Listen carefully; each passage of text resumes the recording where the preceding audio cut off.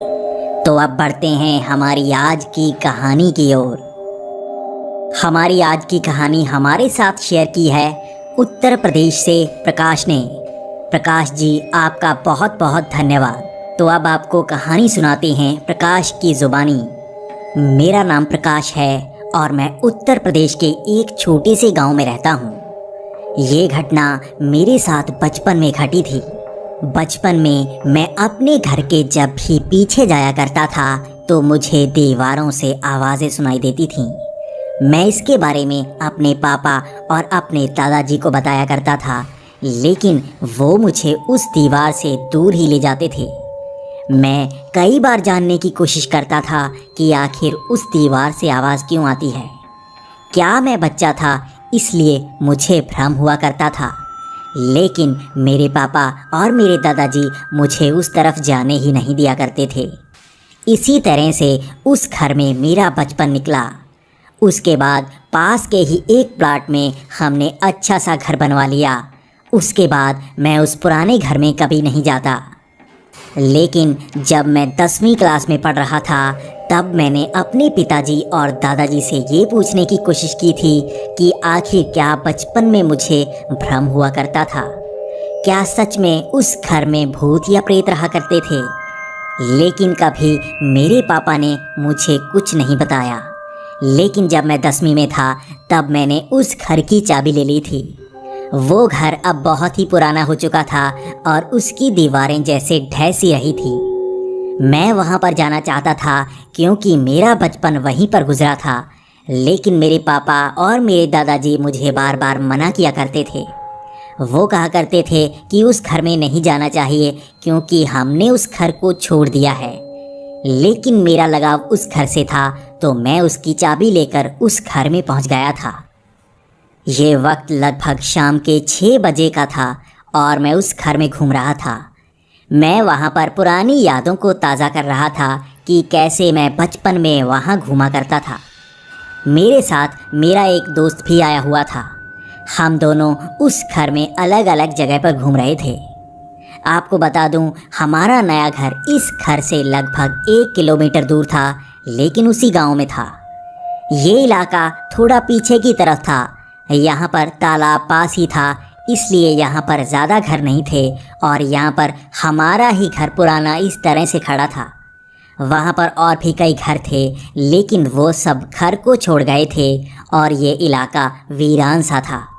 यहाँ पर आसपास बहुत सारे पेड़ पौधे उग गए थे और मुझे घर के अंदर आने में बहुत ही मुश्किल हुई थी। लेकिन घर के अंदर फर्श पड़ा हुआ था, इसलिए घर में हमें ज़्यादा मुश्किल नहीं हुई। अब मैं घर के अलग अलग हिस्सों में घूम रहा था और मेरा दोस्त मेरे साथ ही उस घर के उन हिस्सों को देख रहा था। मैं अपनी यादों को ताज़ा कर रहा था।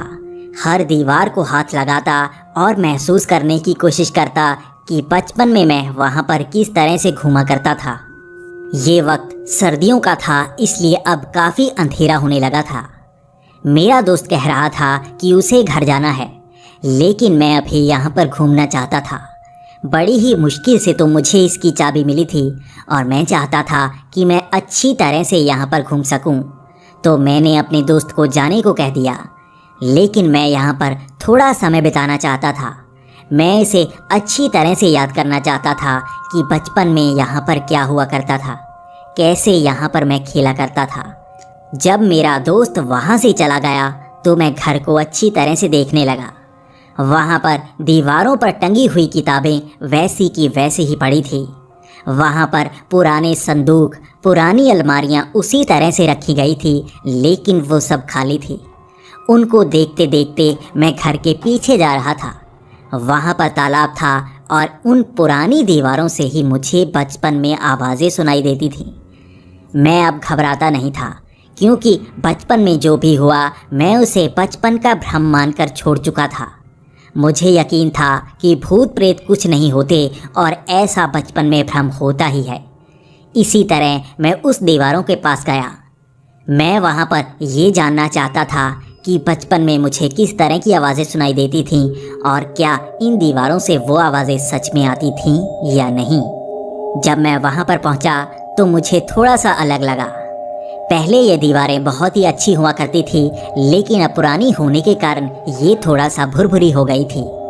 ये मिट्टी की दीवारें जैसे मिट्टी छोड़ रही थी, लेकिन उन्हें संभाल कर रखा था एक पीपल के पेड़ ने, जो उन्हीं के बीच से निकलकर ऊपर जा रहा था। उस पीपल के पेड़ ने उस दीवार को बहुत ही अच्छी तरह से पकड़ रखा था। मैं वहाँ पर देख रहा था कि यह दीवार कैसे हुआ करती थी, लेकिन तभी मुझे वहाँ पर फुसफुसाहट की आवाज़ें सुनाई देने लगी।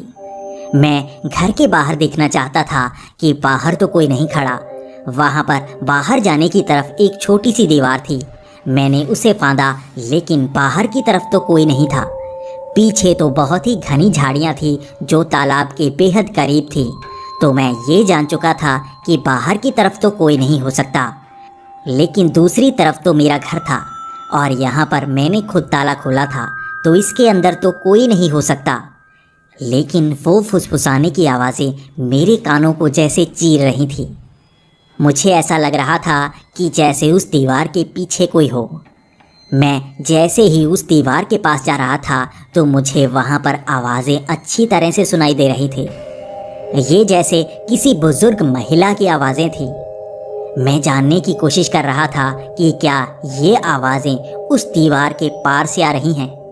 मैं उस दीवार के पीछे से जाकर देखना चाहता था, लेकिन जब मैं घर के अंदर गया तब मुझे याद आया कि ये दीवार का पीछे का हिस्सा उस छोटे से कमरे की तरफ जाता है। उस कमरे को हमेशा ही बंद रखा जाता था। मुझे नहीं पता कि उस कमरे को बंद क्यों रखा जाता था, लेकिन मैंने उस कमरे को खुला हुआ कभी नहीं देखा था। आज मेरे पास उस कमरे की चाबी भी थी, तो मैं देखना चाहता था कि उस कमरे में आखिर है क्या। मैंने अपने हाथ से चाबी निकाली और उस ताले को खोलने की कोशिश की। वो ताला खुला और मैंने उस दरवाजे को पीछे किया। मैं जैसे ही उस कमरे में गया तो वहाँ पर सब कुछ साफ सफाई से रखा गया था। वहाँ पर धूल का एक कण मुझे नज़र नहीं आ रहा था। वहाँ पर एक पलंग रखा गया था और उसी के साथ 2 पुराने संदूक रखे थे। वहाँ पर कुछ पुराने कपड़े भी पड़े थे जो बिल्कुल नीचे गिरे हुए थे। ये तो जैसे किसी ने वहाँ पर कपड़े फेंके हों। मुझे नहीं पता था कि ये किस तरह का सामान था, लेकिन मुझे इतना पता था कि इस कमरे को पहले कभी नहीं खोला गया था। शायद मेरे पैदा होने से भी पहले ही इस कमरे को खोला गया हो। ये सामान बहुत ही पुराना था और ये कपड़े किसी औरत के थे जो बहुत ही पुराने डिज़ाइन के थे, लेकिन वहाँ पर मिट्टी का एक कण तक मुझे नज़र नहीं आ रहा था। लेकिन मुझे उस मिट्टी की फ़िक्र नहीं थी, मुझे तो फ़िक्र थी उन आवाज़ों की। क्या वो आवाज़ें इसी कमरे से आती थी?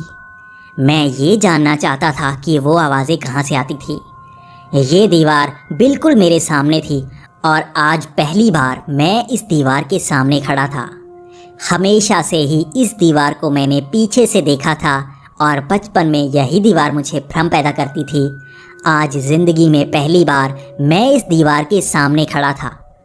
तब मुझे आभास हुआ वहाँ पर एक औरत की तस्वीर टंगी हुई थी। वो औरत बहुत ही खूबसूरत लग रही थी, लेकिन वो तस्वीर काफ़ी पुरानी थी और काफ़ी ख़राब हो चुकी थी। लेकिन मुझे नहीं पता था कि वो औरत कौन थी। मैं जैसे ही उस दीवार के पास जाने लगा तो मुझे जैसे चक्कर से आ रहे हों। मेरा सर चकराने सा लगा था। मुझे वो कमरा कभी कभी बहुत ही बड़ा नज़र आने लगता और कभी कभी मुझे ऐसा लगता जैसे पलंग अपने आप हिल रहा हो। पहले मुझे लगा कि शायद मुझे चक्कर ही आ रहे हैं, लेकिन बाद में मुझे वो आवाज़ें फिर से सुनाई देने लगीं। अब वो फुसफुसाहट की आवाज़ें नहीं, बल्कि किसी औरत के हंसने की आवाज़ें थीं। ये आवाज़ें जैसे मेरे कान के पास से आ रही हों, लेकिन आसपास कोई नहीं था। मुझे आसपास उस कमरे में उस दिन कोई नज़र नहीं आया, लेकिन शायद उसके कुछ देर बाद मैं बेहोश हो गया। जब मेरी आंखें खुली तो मैं हॉस्पिटल में था और मेरे दादाजी और मेरे पिताजी वहीं पर खड़े थे। मुझे नहीं पता था कि उस दिन क्या हुआ, लेकिन वो बहुत ही घबराए हुए लग रहे थे। मैं उनसे ये जानना चाहता था कि आखिर उस दिन क्या हुआ। जब मैंने अपनी बाजू ऊपर उठाने की कोशिश की तब मुझे पता लगा कि मेरी बाजू पर ड्रिप लगी है। मुझे ग्लूकोज चढ़ाया गया था और मेरा रंग जैसे पूरा पीला फिर गया था। मैं ये तो नहीं जानता था कि उस दिन क्या हुआ, लेकिन ये तो मेरे पिताजी और मेरे दादाजी ही बता सकते थे। तो मैंने उनसे सवाल किया कि उस दिन आखिर क्या हुआ। तो मेरे पिताजी गुस्सा हो रहे थे। उन्होंने कहा कि मैंने बचपन से तुम्हें कहा है कि वहाँ पर मत जाना, तुम वहाँ पर क्यों गए? मुझे याद है मेरे पापा हमेशा यही कहा करते थे कि उस कमरे के पास मत जाओ, और जब भी मैं उसके पीछे वाली दीवार के पास जाता तो मेरे पापा मुझे खींचकर वहाँ से ले आते। मैं उनको कहता कि वहाँ से मुझे आवाज़ें सुनाई देती हैं, लेकिन वो मुझे खींचकर वहाँ से ले आते और कहते ये तुम्हारा भ्रम है। लेकिन आज मैं अपनी ज़िद पर अड़ गया था। मैंने कहा कि पापा वहाँ पर कुछ तो गड़बड़ है, आप मुझे क्यों नहीं बताते? उस कमरे को कभी खोला क्यों नहीं जाता? आखिर उस दीवारों से आज भी मुझे आवाज़ें क्यों सुनाई दी? आखिर वहाँ पर क्या है? वो कौन सा राज है जिसे मुझे बचपन से ही सुनाया नहीं जाता? तब मेरे दादाजी ने मुझे वो सच बताया। तब मेरे दादाजी ने मुझे बताया कि जब उनकी शादी हुई थी तब वो मेरी दादी को नहीं जानते थे, लेकिन शादी के बाद उन्हें पता लगा कि मेरी दादी एक डायन थी। वो जादू टोना किया करती थी और घर में भी वो इसी तरह करने लगी थी। उसने पूरे गांव को परेशान करके रखा था। तब वो अपने असली रूप में आ गई थी। तब सब गांव वालों ने दादी को पकड़कर उस पर मंत्रों का जाप किया था और उसमें अपने आप आग लग गई थी। उसका सारा सामान इसी कमरे में रखा जाता था और पुजारी ने कहा था कि इस कमरे को हमेशा बंद रखना। भले ही उस डायन का शरीर जल गया हो, लेकिन उसकी आत्मा यहीं पर इसी कमरे में हो सकती है। ये तब की बात है जब मेरे पापा 1 साल के हुआ करते थे। उसके बाद उस कमरे को कभी नहीं खोला गया था और उसकी आवाज़ें भी किसी को सुनाई नहीं दी, लेकिन मुझे पहली बार उस दीवार से उसकी आवाज़ें सुनाई देती थी। मैं हमेशा सवाल पूछा करता था और वो बहुत ज़्यादा डरने लगे थे, इसलिए उन्होंने घर को बदल दिया था।